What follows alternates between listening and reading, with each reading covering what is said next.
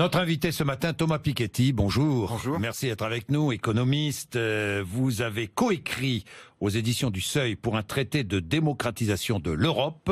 Thomas Piketty, vous, évidemment, vous travaillez en ce moment pour Benoît Hamon, auprès de Benoît Hamon, parce que vous restez évidemment universitaire, économiste, mais vous travaillez aussi auprès de Benoît Hamon, notamment sur les questions européennes. Je vais y revenir.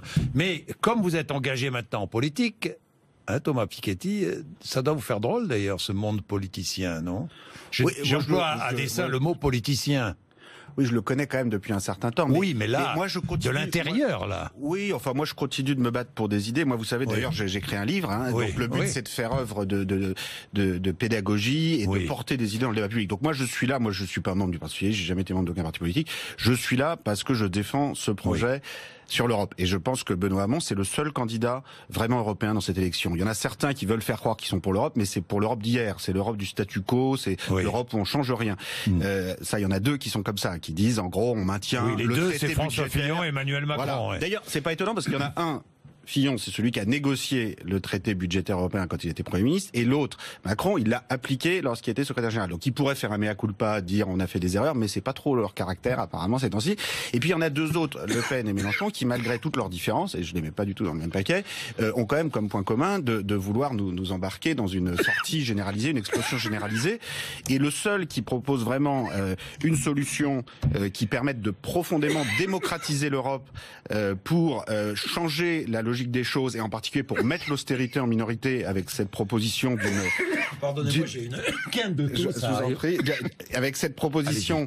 on va m'apporter un peu d'eau. D'une assemblée démocratique de l'euro, où chaque pays serait représenté en proportion de sa population, avec un certain nombre de députés nationaux. Donc très concrètement, c'est très concret. On a aujourd'hui, l'Allemagne, c'est 24% de la population de la zone euro. Donc si on partait sur une assemblée démocratique avec 100 sièges pour simplifier, il y aurait 24 députés allemands issus de tous les groupes politiques du Bundestag, 20 français, 18 italiens, 14 espagnols. Au total, les 4 grands pays, c'est 76. C'est 76%. Encore faut-il que l'Allemagne soit d'accord. Je vais vous dire pourquoi la question n'est pas si simple. La question n'est pas si simple parce que jusqu'ici, la France n'avait jamais fait une vraie proposition d'union politique et parlementaire. Si vous voulez, la France, historiquement, enfin depuis très longtemps en tout cas, se plaint beaucoup de l'Europe, se plaint de Bruxelles, se plaint de l'Allemagne, se plaint du monde entier parfois, mais en termes de propositions concrètes pour une refondation démocratique et sociale de l'Europe,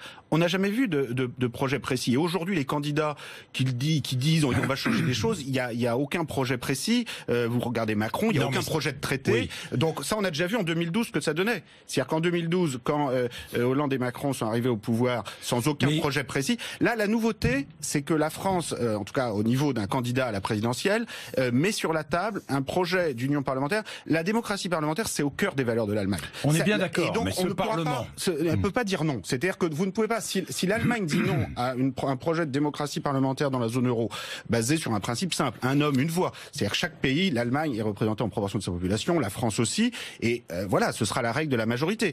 Donc, si l'Allemagne vraiment refuse toute discussion sur toute idée d'union parlementaire de la zone euro, très franchement, c'est l'Allemagne qui se mettrait dans une position de rejeter l'Europe. Je vais revenir sur l'Europe. Je vais revenir sur l'Europe, Thomas Piketty, en parlant de cette assemblée, donc de la zone euro, qui ne serait pas une structure supplémentaire, si j'ai bien compris. Hein. Je vais y revenir. Aucun salaire en plus. Ils sont tous déjà députés. Non, mais parce que c'est important. Mais c'est important. C'est un travail en plus pour les députés, mais c'est pas des fonctions en plus. Thomas Piketty, simplement, je voudrais que nous regardons un peu l'actualité vite fait, comme ça on va évacuer et nous reviendrons sur les questions européennes et sur le programme de Benoît Hamon. Mais l'actualité, c'est quoi? C'est François Fillon qui crie au complot. Vous y croyez, vous, au complot venu de l'Élysée contre lui? J'ai pas l'impression. Enfin, moi, j'ai pas d'informations particulières, mais je vois bien qu'il y a des affaires qui sortent. Bruno Le Roux, Cahuzac, Fillon. Ça sort de tous les côtés. Il se trouve que sur Fillon, c'est quand même particulièrement grave. Mais écoutez, moi, ce que je trouve triste, c'est il faut qu'on débatte du fond. On a un mois pour débattre du fond. Là, ces affaires judiciaires, ça prend tout l'espace dans le débat. Et surtout, ça a fait chuter Fillon tellement, et donc Macron qui monte tellement, que maintenant, on est dans une logique de vote stratégique politique, ou même des gens qui sont vraiment pas très convaincus par Macron et pourraient préférer le programme de Hamon se disent tiens je vais voter pour Macron pour Matignon. Il faut sortir là de toutes ces considérations tactiques et enfin parler du fond. On a un mois pour parler du fond, c'est quand même à ça que ça sert une campagne électorale.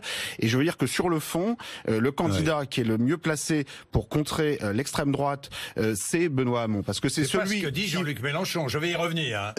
Non, oui. Il y a beaucoup de points communs avec Jean-Luc Mélenchon et moi, oui, il y a beaucoup de points communs évidemment dans la volonté de rechanger, de réorienter l'Europe. La différence, c'est que Benoît Hamon, il met un plan A pour réformer l'Europe, pour démocratiser l'Europe sur la table. Alors que Mélenchon, on a un peu l'impression qu'il pense surtout au plan B qui est la sortie. Et moi, je comprends sa menace avec le plan B, mais je pense qu'il devrait surtout présenter un plan A crédible. Bon. Et pour l'instant, il ne nous dit pas vraiment, Mélenchon, voilà, moi, il a un talent incroyable lundi soir dans le débat, franchement, tout le monde l'a vu. Mais en termes de propositions concrètes sur comment on va gouverner démocratiquement l'Europe, parce que il va pas, Mélenchon, imaginons qu'il gagne la présidentielle, il va se retrouver là en tête à tête avec Merkel, à décider l'impôt sur les sociétés en commun, les ordres à donner à la BCE. Il lui faudra bien une assemblée démocratique pour gouverner l'Europe. Donc moi, ce que je dis aux électeurs qui sont tentés par Jean-Luc Mélenchon et à Jean-Luc Mélenchon, c'est aidez-nous à améliorer ce projet. Ce projet, il n'est pas parfait. Il n'est pas parfait, mais il a le mérite d'exister. Il est sur la table. J'ai l'impression avec Benoît Hamon qu'il faut toujours l'aider.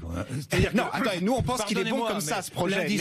Lundi soir, on avait envie de l'aider, Benoît Hamon, parce qu'il était un peu absent de ce débat. Non.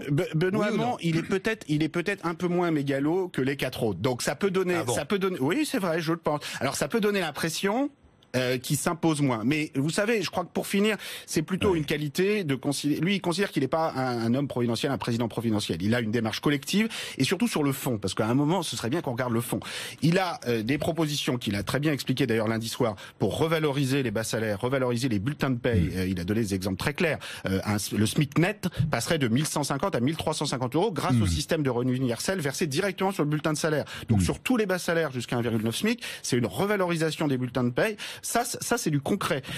Démocratiser l'Europe et enfin, pour la première fois, se donner les moyens de réorienter dans une direction plus sociale l'Europe. Je vais y revenir. L'Assemblée démocratique de la zone euro, c'est du concret. Donc, je vais revenir sur le projet de Benoît Hamon. Je voudrais évacuer encore les questions politiques.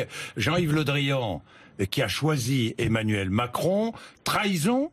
Est-ce que c'est une trahison à vos yeux ?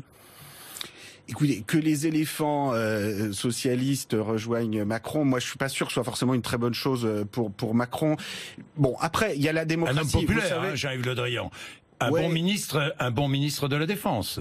Oui, écoutez, franchement, je n'en sais rien. Oui, moi, je suis pas. Enfin, bon. Écoutez, tout ça, c'est vraiment des histoires. Tout c'est ça, un peu de l'opportunisme de gens qui suivent. Mais dans l'entourage de Benoît Hamon, on était opportuniste aussi, puisque Arnaud Montebourg, il y a 8 jours, appelait Jean-Luc Mélenchon à se retirer au profit de Benoît Hamon. Vous avez entendu ça? Non, mais ça, c'est normal de s'adresser aux électeurs de Jean-Luc Mélenchon pour leur expliquer qu'effectivement, c'est quand même dommage. C'est quand même, aujourd'hui, Jean-Luc Mélenchon devrait se retirer. Non, il faut convaincre les électeurs de Jean-Luc Mélenchon de voter pour Benoît Hamon pour réussir à faire masse et à contester la première place du premier tour et les 2 premières places du premier tour. Moi, je pense que tout ça va se terminer très probablement avec 3 ou 4 candidats entre 15 et 20% dans un mouchoir de poche, exactement comme on a eu en 2002, parce qu'il n'y a pas d'enthousiasme ni pour Macron ni pour Le Pen d'ailleurs, qui est quand même très très effrayante par certains côtés, y compris pour Hamon, certains. Pardonnez-moi, l'enthousiasme. Oui, donc tout ça va. C'est pour ça que les scores très distants qu'on voit actuellement dans les sondages, moi j'y crois pas. Je pense que tout ça va se resserrer autour de 15-20%. Et franchement, on n'est pas là à faire des pronostics. Je pense que personne ne savait les faire en 2002. Personne ne saura les faire là. On est bien d'accord. Justement, la seule chose utile qu'on puisse faire, je crois, c'est de parler du fond, pour que au moins les électeurs puissent se faire une idée. Alors je reviens sur cette assemblée de la zone euro, 100 à 150 membres, députés, membres, ministres, décidément. L'Allemagne, donc, nous verrons ce qu'elle dira. C'est-à-dire que, imaginons, Benoît Hamon arrive au pouvoir, il est président de la République, il va voir Angela Merkel tout de suite, si j'ai bien compris, et il lui dit, voilà, on change les règles en Europe. Qu'est-ce qu'on fait des traités d'abord? On les dénonce? Non, parce que ça s'ajoute justement. Il y a un travail vraiment très précis juridique qui a été fait par Stéphane Diennet, Guillaume Sacris, Antoine Vogès, qui sont des grands spécialistes de droit européen, qui se sont entourés de beaucoup de spécialistes européens dans tous les pays européens. Et il est possible de conserver les traités tels qu'ils existent et simplement de démocratiser ce qui, pour l'instant, ne l'était pas. Donc on garde les traités, mais simplement on donne met en le place pouvoir à cette assemblée démocratique. Alors qu'actuellement, qui siège à Bruxelles, par exemple. À Bruxelles, à Strasbourg, oui, bon, moi je n'ai pas d'opinion là-dessus. Et le Parlement européen, il devient quoi? Alors le Parlement européen, c'est l'Europe à 28. Enfin, oui. Peut-être bientôt à 27. Ça, c'est uniquement pour les pays de la zone euro. De la zone euro. Donc c'est quand même très différent. Et surtout, c'est ouvert évidemment à tous ceux qui voudront rentrer dans la zone euro. Supplémentaire. Ça fait une chambre, un parlement supplémentaire. Non, parce que ce sont les députés nationaux à qui on demande un travail supplémentaire. Et ce travail supplémentaire, c'est de se dire, attendez, maintenant vous pouvez pas juste vous défausser sur l'Europe et dire que vous en avez marre de Bruxelles, etc. Vous allez devenir, en même temps que vous êtes député à l'Assemblée nationale, député au Bundestag, eh bien, une semaine par mois, ou quand il le faudra, l'Assemblée de tous ces députés de l'Assemblée nationale, du Bundestag, du Parlement italien se réuniront à Bruxelles, avec aussi des députés européens, puisque donc là, dans la composition qui est proposée, qui est une proposition ouverte sur laquelle on peut discuter, il y a 80% des membres représentent les parlements nationaux, en proportion de la population de chaque pays et en proportion des groupes politiques présents dans chacun des parlements nationaux, et 20% viennent du Parlement européen, également en proportion des groupes politiques, de façon à avoir une très forte légitimité démocratique. Mais comment va-t-on choisir ceux qui iront siéger en plus?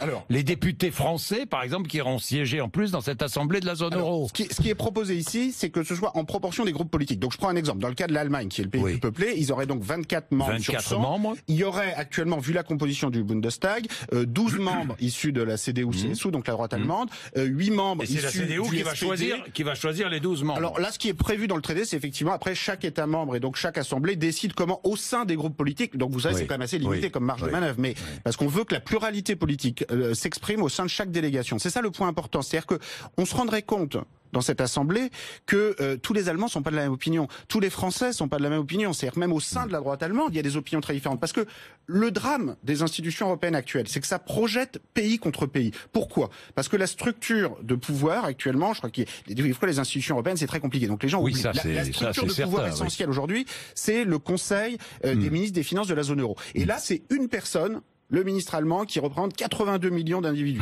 Une personne, le ministre français, 67 millions. Une personne, le ministre grec. Le résultat, c'est que c'est pays contre pays, et on n'arrive pas, finalement, à prendre des décisions. C'est-à-dire que ce Conseil des ministres des Finances, il nous annonce régulièrement, au milieu de la nuit... l'Allemagne ne va jamais accepter d'être mise en minorité régulièrement, de prendre ce risque. Mais écoutez, je pense que l'Allemagne est beaucoup plus attachée aux valeurs de l'union parlementaire, la démocratie parlementaire, parfois que nous, pas toujours, mais non, je pense qu'en tout cas, et ce serait vraiment faire une erreur de penser qu'il y a que nous qui sommes attachés à la démocratie. Je pense que jusqu'ici, vous savez, jusqu'ici, les propositions d'union parlementaire et politique sont plutôt venues de l'Allemagne. En particulier, Joschka Fischer, quand il était ministre des Affaires étrangères de Schröder. Vous savez, on parle souvent de Schröder, tout ça, mais à cette époque-là, en 2000, il avait fait un grand discours à Berlin dans lequel il proposait une chambre européenne qui serait basée sur les parlements nationaux, qui ressemblait beaucoup à ça. À l'époque, la gauche française et les dirigeants politiques français, dans leur ensemble, n'avaient même pas daigné lui répondre. Et on s'était retrouvé finalement avec un traité constitutionnel en 2005 qui lui était beaucoup plus conservateur, beaucoup moins démocratique et qui proposait pas ce type d'innovation démocratique. Donc je pense que la grande nouveauté aujourd'hui, c'est que la France, à un niveau très élevé, enfin arrête de se plaindre et reprend l'initiative en mettant sur la table un projet de traité dont je veux juste dire qu'il est disponible en ligne pour tous ceux qui le veulent. Donc moi, j'en appelle simplement à tous ceux, que ce soit des électeurs de Mélenchon, de Hamon, de Macron, de Fillon, de Le Pen, de ceux qui savent pas, juste d'aller en ligne, de mettre traité de démocratisation Jean-Marie Le Pen, de la gouvernance de la zone euro. D'abord, et chez Marine Le Pen. Aujourd'hui, l'idée est simple. Oui, mais l'idée est simple. On sort de la zone euro. Donc... Oui, mais vous savez, il y a beaucoup de leurs électeurs. Que répondez-vous justement à Marine Le Pen qui croient pas à cette sortie de l'euro. Que répondez-vous à Marine Le Pen justement quand elle dit la seule solution aujourd'hui c'est de quitter la zone euro, c'est d'abandonner l'euro. Je lui réponds. Je parle même pas de l'Union européenne, je parle de l'euro. Je lui réponds que si on veut taxer les multinationales de façon juste, qui actuellement les multinationales paient moins d'impôts que nos petites et moyennes entreprises, eh bien c'est ça la solution, parce que là on transfère entièrement la souveraineté, effectivement, sur le vote de l'assiette et du taux de l'impôt sur les sociétés à cette assemblée de la zone euro. Et je lui dis que c'est ça la façon de pouvoir taxer les multinationales au moins autant que les PME. Parce que la souveraineté nationale en matière d'impôt sur les sociétés, c'est devenu une illusion. Ça consiste à tous se faire avoir par les multinationales. Et je lui dis que si elle était au pouvoir, eh bien, qu'est-ce qu'elle ferait? Elle ferait du dumping fiscal. Ce qui est exactement ce que fait Trump. Parce que quand vous vous retrouvez tout seul dans votre coin avec une logique nationaliste, finalement, pour attirer les investissements... Certains économistes estiment que c'est la solution. Pardon. Le dumping fiscal? Toujours plus de dumping fiscal? Certains économistes disent, on taxe, on fait du protectionnisme, parce qu'elle propose du protectionnisme, on taxe taxe tous les produits qui viennent de l'extérieur, 3% je crois, elle propose 3%. Oui, tout ça se retourne sur le pouvoir d'achat des plus modestes. Vraiment, et par contre, les plus aisés, et en particulier les profits des grandes entreprises, avec Trump, le taux d'imposition aux États-Unis va passer de 35 à 15%. Et moi, je fais le pari que si Marine Le Pen, par malheur, arrivait au pouvoir, elle ferait la même chose. D'ailleurs, c'est son modèle. Elle ferait du dumping fiscal, parce que la course au nationalisme, c'est pas ça qui permet de réguler le capitalisme. Mais quand elle nous donne comme exemple d'éviter la question de la régulation du capitalisme, parce que Marine Le Pen, avec ses petites mains et toute sa bonne volonté, c'est pas elle qui va taxer Mais Facebook Thomas et Piketty, Google, quand elle nous donne, hier, elle était là à votre place, elle nous donnait l'exemple de la Suède. Elle dit la Suède n'est pas dans la zone euro et son économie est florissante. Elle a gardé sa monnaie. Oui, enfin, donc l'économie française, si nous avions le franc, aujourd'hui nous serions en bien meilleure santé économique. C'est vrai ou c'est faux? Alors, 2 points. D'abord, la Suède, elle a un État-providence, ce serait une bonne chose, et elle a une tradition d'accueil envers les plus pauvres, envers les réfugiés. Si Marine Le Pen se mettait à défendre ça, bienvenue, quoi. Donc elle peut pas choisir comme ça ce qui l'arrange dans la Suède.